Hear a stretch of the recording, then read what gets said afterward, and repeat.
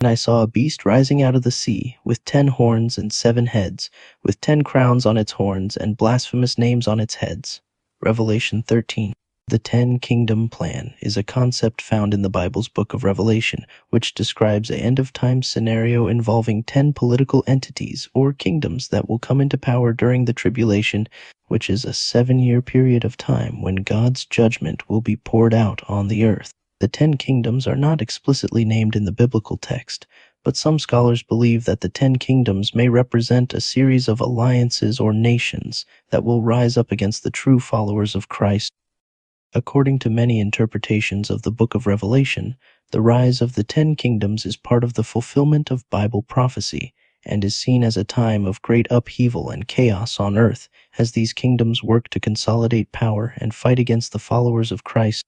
Some Christians believe that the 10 kingdoms mentioned in Revelation represent a global government that will come into power during the end times, and that this government will be controlled by the Antichrist, a figure who is said to appear during the end times and will be the ultimate enemy of Christ and his followers. However, others interpret the 10 kingdoms differently and see them as representing a coalition of nations or alliances that will rise up against the followers of Christ,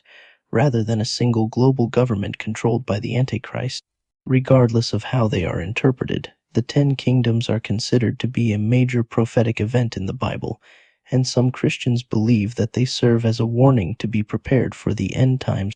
The mark of the beast is a symbolic mark or identifier mentioned in the Bible's book of Revelation, chapter 13, that will be placed on the forehead or right hand of followers of the Antichrist, the biblical end-of-times ruler who is opposed to Christ and his followers.